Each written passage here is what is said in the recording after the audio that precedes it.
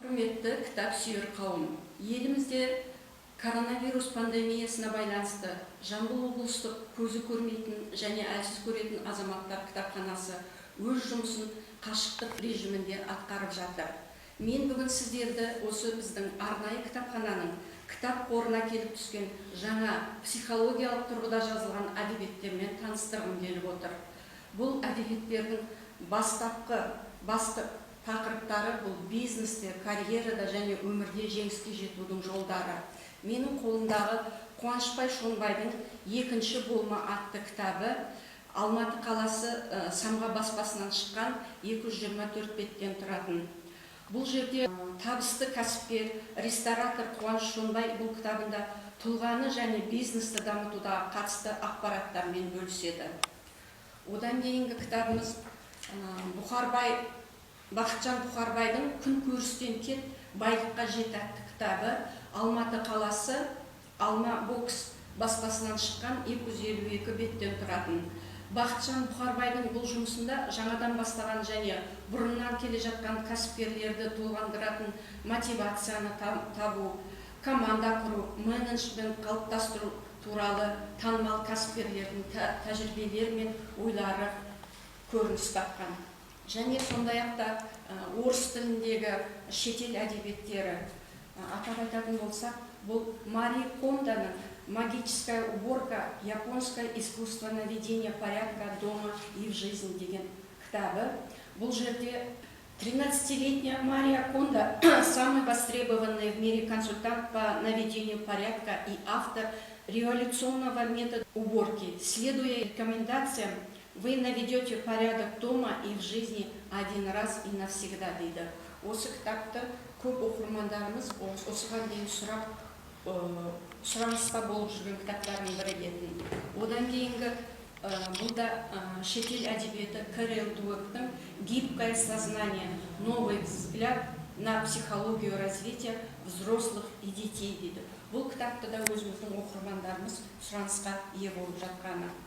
Сонымен қатар жаңа айтып кеттім, психологиялық тұрғыда өте көптеген қазақша кітаптар. Соның ішінде өзіме қатты ұнап әсер берген кітап Кәмшат Бекжігітованың «Ойыңды өзгертіп, өміріңді өзгерт» атты психологиялық тұрғыда жазылған әдебиет. Бұл кітапта бізді таңдандыратын бір нәрсе, бұл автор өзі жазушы да емес, ақын да емес, журналист та емес, ол қарапайым қазақ әйелі. Ол өзінің басына кешкен қиындықтарын, қалай сол қиындықтарды жеңіп шыққанын, сол қиындықтарды жеңіп шығу үшін оған не түрткі болғанын, өмірде жоқшылықпен күресу, жалғыздықтан арылудың жолдарын ұсынады. Және де сол кім-кімді де осы тағдырдың тәлкегінен құтқаратын бір тылсым күштің барлығын айтады. Ол тылсым күш осы азамат өзіміз екенбіз, адамдардың ішіндегі өзіміз.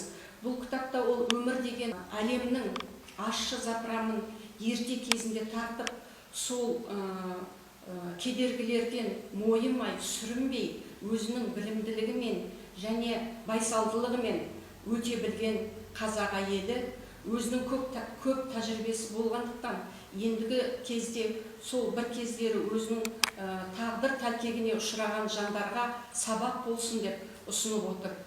Бұл жерде ол адамдарды бақытты болу үшін қайырымдылыққа, сабырлыққа, дәулеттілікке жетелейді.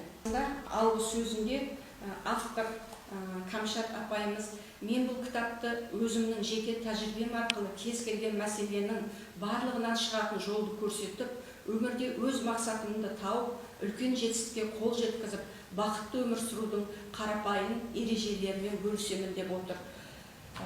Осы кітап Кәмшат Бекжігіт апайымыз осы кітапты оқымай тұрып, ең алғашқы рет бірінші өз қолына Луиза Хейдің кітабын, ол жаңағы біріншісі «Полюби себя сам, самооценка, аффирмация» деген 3 кітабын оқыған екен.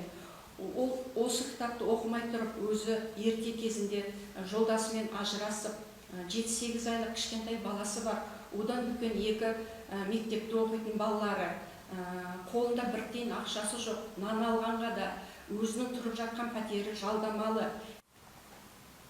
Осы кітаптағы автордың айтпағы өмірдегі біздің ұстаным жасайтын қағидаларымыз берілген екен. Сол қағидаларын өзімнің қойын дәптеріме жазып алдым десем де болады. Ол мынадай қағидалар екен: өмірің өз қолыңда, өз-өзіңді жақсы көру керек, өзгелерді кешіру керек, ішкі жан дүниеңді махаббатқа толтыру керек, жағымды жақсы сөздер айту керек, аффирмациялар, жақсы сөз жарым ырыс дейді қазақта. Санамызды түзетуіміз керек, өз-өзімізді бағалай білуіміз керек, армандай білуіміз керек. Тек қана армандап отырмай, сол армандағаннан кейін әрекет жасауымыз керек сол арманға жету үшін. Ескі әдеттерден арылуымыз керек екен. Әр адам өз өмірінің авторы дейді. Дер кезінде шешім қабылдай білуіміз керек. Біреудің қабылдаған шешіміне ілікпей, әр адамның өзінің нақты шешімі болу керек. Және өзгеге ұқсамайтын жеке тұлға болуымыз керек екен. Біз біреуге өзімізді теңемеуіміз керек. Әрдайым біз өзгеден басқаша, тек қана өзімізге ұқсайтын тұлға болуымыз керек. Және алдыға мақсат қою керек. Мақсат болғаннан кейін сол мақсатқа жету үшін жоспар құру керек. Мен осы мақсатқа жету үшін мынадай жоспар құрамын деп. Ол үшін өмір бойы өз-өзімізді жан-жақты дамытуымыз керек. Осының бәрін орындаған кезде өмірдің мәні дейді. Және де мұсылман болғаннан кейін әр мұсылманның парызы бұл 5 мезгіл намаз оқу және сабырлы болу. Осы жетістіктердің бәріне жеткен кезде біз Аллаға алғысымызды айтып отыруымыз керек екен. Болмаса өзімнің осындай тірлікті істегеніме рахмет, менің осындай тірлікті істеу үшін денсаулығымның зор болғанына, денсаулығым болғанына рахмет айтып, және осы қағидалардың бәрін орындау үшін әрине ең басты денсаулығымыз зор болу керек. Соңғы сөзінде айтарым: ел аман, жұрт тыныш болсын, кітап оқудан жалықпай қалайық, ең бастысы үйде болайық, назарларыңыз бізде болсын, біз әрдайым біргеміз демекпін.